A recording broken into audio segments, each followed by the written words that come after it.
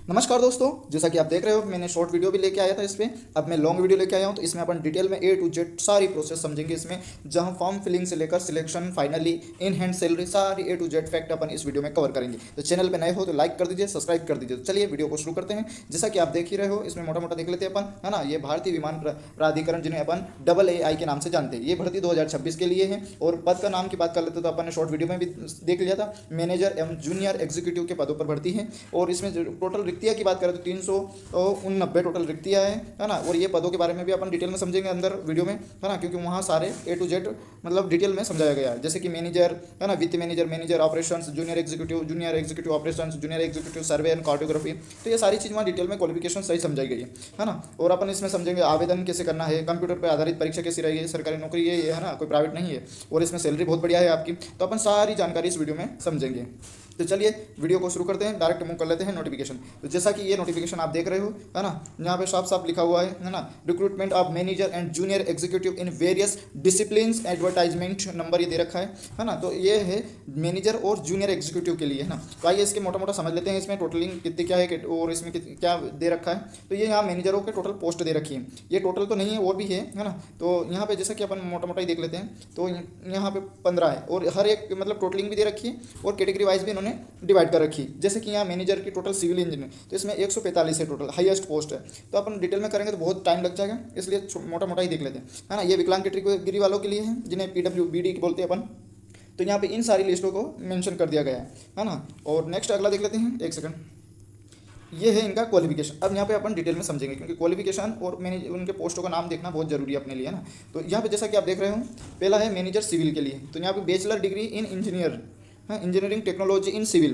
Post qualification work experience यहाँ पे 3 साल का मांगा गया है। फिर मैनेजर इलेक्ट्रिक से, तो इसमें बैचलर डिग्री इंजीनियरिंग की मांगी गई और इसमें भी 3 साल का एक्सपीरियंस मांगा गया है फील्ड इलेक्ट्रिकल इंजीनियरिंग से।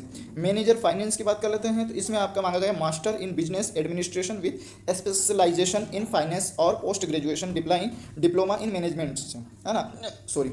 तो इसमें भी मिनिमम आपका 3 साल का एक्सपीरियंस मांगा गया है। फिर है मैनेजर जो कि इंफॉर्मेशन टेक्नोलॉजी, तो इसमें फुल टाइम जो रेगुलर बैचलर डिग्री होनी चाहिए आपकी इंजीनियरिंग में इन कंप्यूटर साइंस और कंप्यूटर इंजीनियरिंग IT, और full time regular master in computer application MCA होना चाहिए। इसमें भी मिनिमम 3 साल का एक्सपीरियंस मांगा गया है ना। नेक्स्ट अगला देख लेते हैं, 5 से लगाकर स्टार्ट देखते हैं इसमें।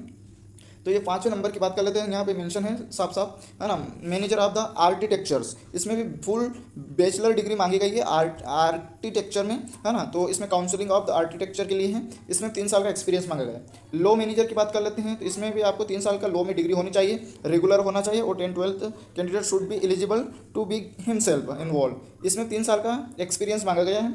मैनेजर फायर सर्विस, इसमें भी आपका इन चीज़ों में ग्रेजुएशन होना चाहिए, किन किन में, तो regular bachelor degree in the engineering tech in fire engineering, mechanical engineering and automobile engineering. इसमें 3 साल का एक्सपीरियंस मांगा गया है। मैनेजर ऑपरेशन, इसमें graduation in science and full time regular MBA of 2 year during होना चाहिए, full time regular bachelor degree in engineering में होनी चाहिए। इसमें 3 साल का आपका रिलेटेड फील्ड में एक्सपीरियंस मांगा गया है।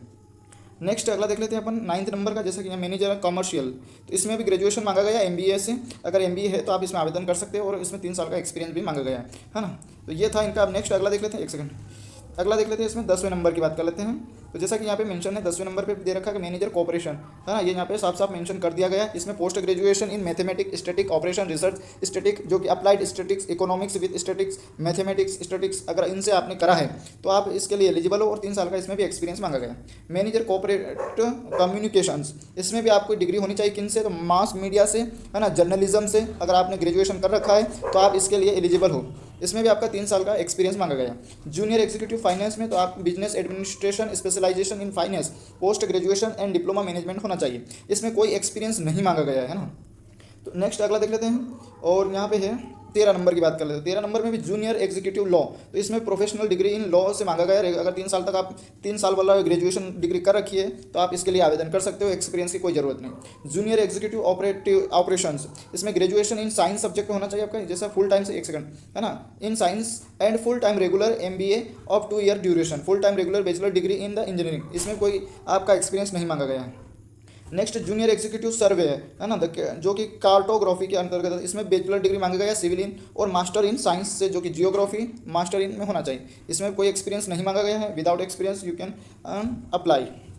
हाँ, इसमें कोई परसेंटेज का कोई क्राइटेरिया नहीं है। इसमें एक स्पेशल बात ये है कि इसमें कोई मिनिमम परसेंट भी अगर पास हो गए तो आप इसमें आवेदन कर सकते हो, है ना। और इसमें ऐसा कोई क्राइटेरिया नहीं कि आपको 60% 50% होना चाहिए, ऐसा कोई मेंशन नहीं इसमें ना। नेक्स्ट अगला देख लेते हैं अपन। Next explanation regarding work experience. तो यहाँ कुछ एक्सपीरियंस के बारे में इसमें बताया गया है कि आप जो भी पब्लिक सेक्टर, गवर्नमेंट सेक्टर हो या प्राइवेट सेक्टर हो, किसी भी सेक्टर या ऑर्गेनाइजेशन, इंस्टीट्यूशन, कंपनी में अगर आपने कर रखा है एक्सपीरियंस के तौर पे काम, तो आप इसके लिए बेधड़क आवेदन कर सकते हो, है ना। पर इसमें एक सेकंड ये दे रखा है, एक सेकंड, है ना। लार्ज प्राइवेट सेक्टर ऑर्गेनाइजेशन और इंस्टीट्यूशंस और company of the reported shall include any one of the following. जहाँ आपने काम करा वो रिपोर्टेड होनी चाहिए, है ना, प्रसिद्ध होनी चाहिए। ऐसी नहीं कि ऑर्डिनरी जो आजकल खुली हो और वहीं पे आप काम करने बैठ गए और वहीं का एक्सपीरियंस चिपका दिया, जो कि मतलब ऐसे पॉपुलर होनी चाहिए ना, प्रतिष्ठित होनी चाहिए कोई भी चीज़, मतलब ये, है ना। नेक्स्ट अगला देख लेते हैं अपन। एज के बारे में बात कर लेते हैं। तो एज का क्राइटेरिया दे रखा है यहाँ पे, एक सेकंड रुकना, है ना। तो एज का क्राइटेरिया भी यहाँ पे दे रखा है कि आपकी एज जो मैनेजर के लिए कितनी है, तो 32 वर्ष होनी चाहिए मैक्सिमम, और 7/9/2026 से इसकी एज काउंट होगी, है ना। और मैक्सिमम आपकी जूनियर एग्जीक्यूटिव के लिए कितनी होनी चाहिए, 27 वर्ष होनी चाहिए, और इसी में भी सेम 7/9/2026 से काउंट होगा। अगर आप एज रिलैक्सेशन चाहते हो तो जैसे कि SC ST वालों को 5 साल मिल जाएगा, OBC को 3 साल के लिए मिल जाएगा, इनको रिलैक्सेशन मिल जाएगा। अगर आप जो अपर कास्ट में हो और क्या है डिसेबल यानी कि विकलांग हो, तो भी आपको 10 साल का इसमें आपको मतलब रिलैक्सेशन मिल जाएगा। नेक्स्ट अगला देख लेते हैं इसमें, है ना। अब इसमें इंपॉर्टेंट चीज़ देख लेते हैं जो कि डेट, क्योंकि डेट इज़ वेरी इंपॉर्टेंट। तो यहाँ पे ओपनिंग फॉर्म डेट कब से स्टार्ट हो रही है, तो 8/8/2026 से स्टार्ट हो रहा है फॉर्म, और इसकी क्लोजिंग डेट है एप्लीकेशन की 7/9/2026। और tentative date of computer based exam की डेट की बात करें तो वो आपकी इस वेबसाइट पे अनाउंस कर दी जाएगी, अभी फाइनल डिसाइड नहीं हुई डेट। उसका पे लेवल की बात करो तो पे लेवल आपका जो कि मैनेजर ग्रुप A और E3 लेवल की बात कर ले तो इसमें 60,000 से प्लस 3% रहेगा, और 18,000 इससे वो लग जाएगा, मतलब जो अलाउंसेस वगैरह जो मिलते रहते हैं वो। और जूनियर एग्जीक्यूटिव की जो कि ग्रुप B में आता है E लेवल का, इसमें भी E1 लेवल का मतलब इसका पे लेवल रहेगा, इसमें 40,000 से स्टार्ट होगी, तो 1,40,000 तक आपकी इसमें, सॉरी हाँ 1,40,000, और यहाँ पे 3% इंक्रीज होकर 1,80,000 तक जाएगा मामला। तो इन दोनों का ऐसा मतलब सिस्टमेटिक है। और इसमें जो बेसिक पे वगैरह आपके जैसे 35% है ना, ड्रेनेस अलाउंसेस, है ना, बेसिक पे वगैरह, ये सारे अलाउंसेस इसमें अकॉर्डिंग टू गवर्नमेंट रूल के अनुसार आपको मिलता रहेगा। तो बहुत बढ़िया अपॉर्चुनिटी है ना। और आप सिलेक्शन प्रोसीजर की बात कर लेते तो इसमें क्या है, मैंने इसको डिटेल में पढ़ लिया है। इसमें आपको एक कंप्यूटर बेस्ड एग्जाम होगी, और इसमें कोई नेगेटिव मार्किंग नहीं होगी, है ना। और इसमें जो रहेगा आपका सिलेबस वो इस एडवर्टाइजमेंट में ही मेंशन कर रखा है। इसका स्पेशली मैं आपको बना दूंगा वीडियो, तो अगर आप इसमें कमेंट करोगे तो, है ना, क्योंकि ये सिलेबस थोड़ा बड़ा है तो उसको एक्सप्लेन करना पड़ता है ना। आप कमेंट करो और डिमांड करोगे तो ज़रूर मैं बनाऊंगा, है ना। हर एक के लिए अलग अलग है, मैनेजर के लिए अलग है, तो एग्जीक्यूटिव के लिए अलग है, तो हर एक का अलग अलग उसमें डिस्क्राइब करना पड़ता है, एक्सप्लेन करना पड़ता है ना। तो इसके लिए आपको एक काम करना रहेगा, कमेंट करना रहेगा ज़्यादा से ज़्यादा वीडियो पे, है ना। और चैनल पर नया तो लाइक कर दो, सब्सक्राइब कर दो, ताकि ऐसे रिक्रूटमेंट से रिलेटेड आपको नोटिफिकेशन टाइम पर मिलता रहे। चलिए मिलेंगे नेक्स्ट वीडियो में, तब तक के लिए जय हिंद।